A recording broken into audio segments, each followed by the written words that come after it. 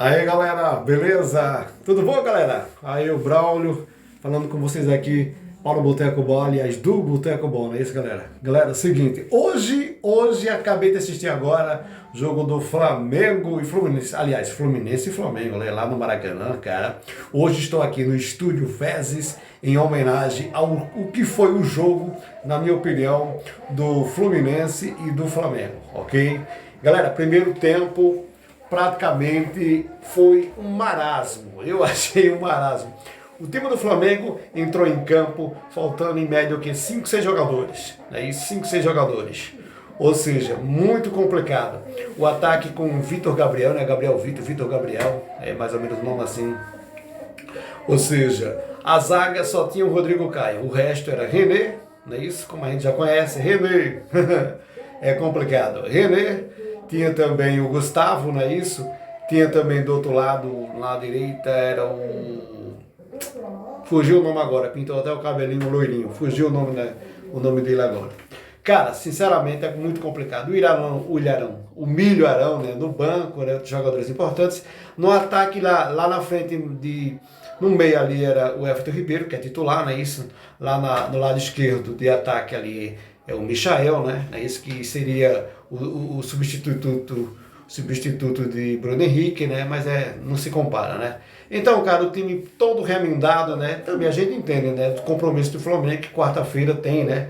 Diante de seus adversários é complicado, né?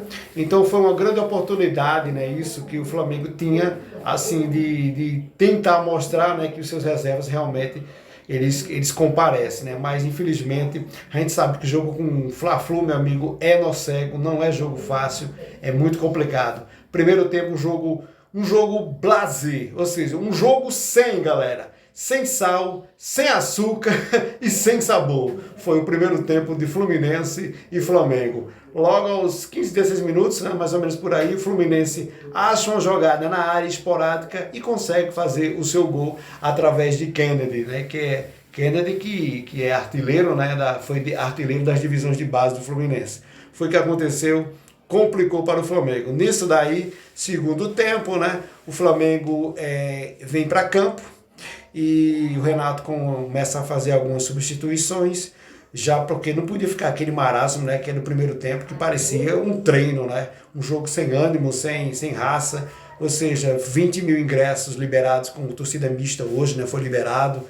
Cara, hoje, sinceramente, um jogo sem transpiração e sem inspiração no primeiro tempo. Segundo tempo, com as substituições que o Renato fez, o Flamengo começou a ganhar corpo, a ganhar ânimo, né? Entrou o Vitinho, como é que se diz? Entrou também, saiu o Diego, né?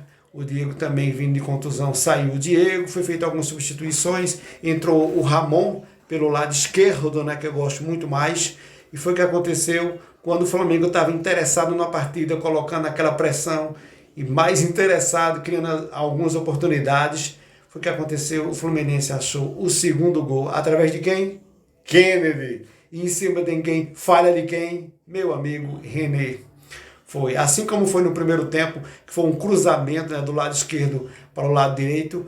Quem falhou no lance? O René, meu amigo. René falhou e o Fluminense abriu o placar no primeiro tempo, né? Isso com o Kennedy. Segundo tempo, a mesma coisa. Jogada daquele lado, a bola passou, se eu não me engano, no pé dele. Agora eu minto, peraí. A bola passou nas pernas de Rodrigo Caio, a bola foi chegando na área e o gol realmente saiu. Mais um gol do Fluminense, do Kennedy. É complicado.